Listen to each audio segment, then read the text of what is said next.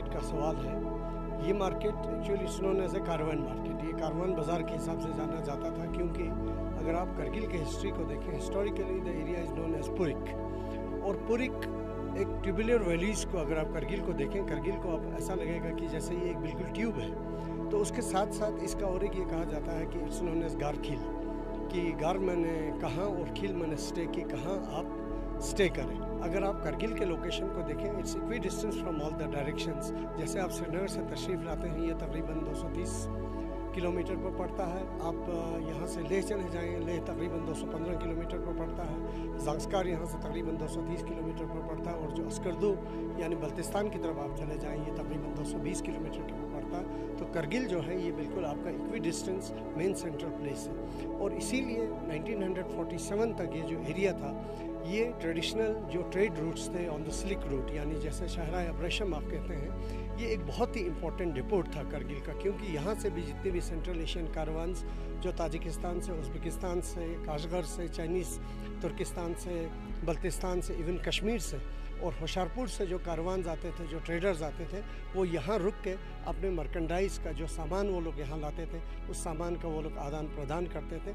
और उस वक़्त ये जो करगिल का जो एक करैक्टर होता था, ये कॉस्मोपॉलिटन करैक्टर होता था और बहुत से नेशनलिटीज़ के लोग यहाँ आके तिजारत करते थे। और यहाँ से जो ख़ासकर जो शाहराह कराकोरम जो है, हम तकरीबन खतलान से, सिंकियांग से इस जगह इस प्रेजेंटली हम तकरीबन 800 किलोमीटर की दूरी पर हैं। और ये जो एरिया है ट्रेडिशनली बहुत इम्पोर्टेंट ट्रेडर्स के लिए ट्रेड रूट रहा है। और बहुत से जो फॉरेन ट्रेवलर्स, जिसमें आप यंग हस्बैंड हैं, मुरक्राफ्ट हैं, या जैसे और भी अलेक्जेंडर कनिंगम है, वो ट्रेडर्स यहाँ से, वो जो इंग्लिश ऑफिसर्स थे, वो इस जगह से गुजरे हैं। और इस एरिया की अपनी एक बहुत खूबसूरत हिस्ट्री है, बहुत खूबसूरत माजी है। और जहाँ तक इस मार्केट का या इस रूट का मैं आपको बताता हूँ कि 1947 तक इंटरनेशनल एरिना पे या लद्दाख का जो नेटवर्किंग था बाकी दुनिया के साथ, इस एरिया से ये फैल जाता था। लेह से कारवान्स आते थे, यारकन से कारवान्स आते थे, बल्तिस्तान से कारवान्स आते थे, और कारवान्स यहाँ से दूसरी जगह फैल जाते थे। और उसके साथ साथ इसमें बहुत सी चीज़ों का, ये जो अभी मार्केट आप देख रहे हैं, इस मार्केट की अपनी एक खूबी थी, क्योंकि इस मार्केट में वो लोग थे। अभी यहाँ अगर नीचे अगर आप अहले सुन्नत मस्जिद के साथ आप जाएं, जहाँ एक करावान सराई जो कि लकीली मेरे फोर फादर्स की थी, जिसे अजीज़ बट सराई के नाम से जाना जाता था, यहाँ ये ट्रेडर्स आके रुकते थे और ट्रेड करते थे।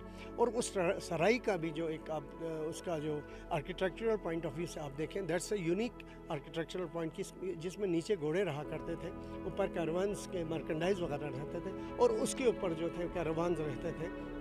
और वो कारवान जो ट्रेडर्स थे यहाँ एक महीना, दो महीना यहाँ रुकते थे। और उसके बाद जैसे कश्मीर से चावल आता था, बल्तिस्तान से खुबानी आती थी, लद्दाख से, तिब्बत से चाय आती थी, लद्दाख से कीमती पत्थर आते थे। और हिंदुस्तान के जो बाकी एरियाज़ थे, जैसे मैंने अभी होशियारपुर का आपका जिक्र किया, क्योंकि यहाँ पर हमारे पास अभी भी उस वक्त के ट्रेडर्स हैं जो कि होशियारपुर से हैं, उस वक्त के सरदार फैमिलीज़ हैं, सिख फैमिलीज़ हैं जो पंजाब से हैं, यानी जो इस ट्रेड रूट पर काम करते थे और एक स्पेशल आइटम अपने साथ लेके आते थे। और जहाँ तक इंडियन ट्रेडर्स की इसमें बात है, जिसे हम हिंदुस्तानी ट्रेडर्स कहें, वो ट्रेडर्स इंडिगो और डाइस का काम करते हैं। उसके साथ साथ लास्ट में ये जो ट्रेड था, इस ट्रेड के अलग अलग फेजेस थे। इसमें सिर्फ सिल्क ही नहीं आता था, इसमें बीच में कभी प्रेशर स्टोन्स आ जाते थे, कभी कारपेट्स आ जाते थे, कभी स्पाइसेस आ जाते थे, कभी आप देखेंगे जो बर्तन वगैरह जो आ जाते थे, और कभी जो आपका जो है एक आम जो कपड़े वगैरह या गलीचे वगैरह, ये सारी इसमें आ जाती थी। और उस वक्त करगिल एक बहुत ही इम्पोर्टेंट सेंटर था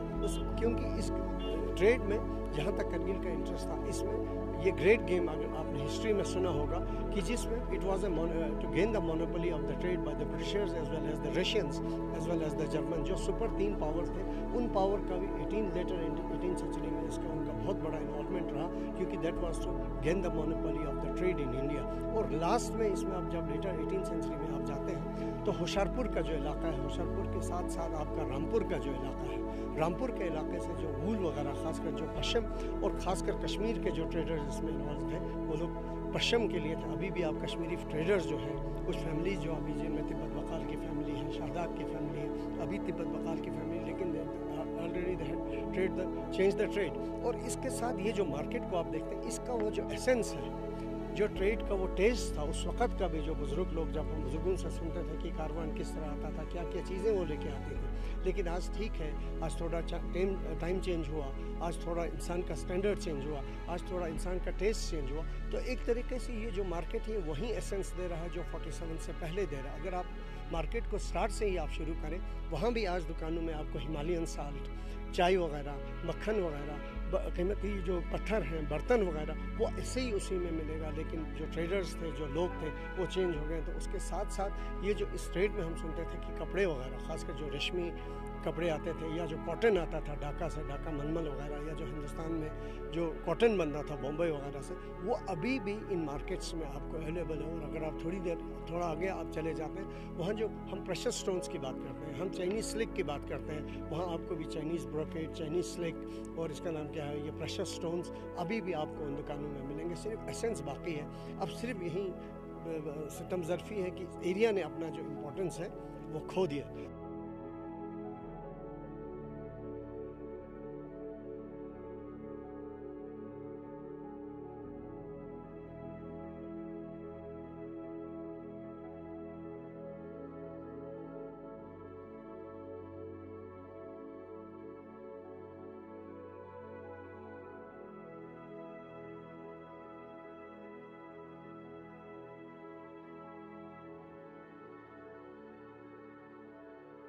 घोड़ों पे ये लाता था, सामान लाता था, गाड़ियाँ नहीं थी। 61 में यहाँ गाड़ी आई, तो उस वक़्त घोड़े पे लाते थे।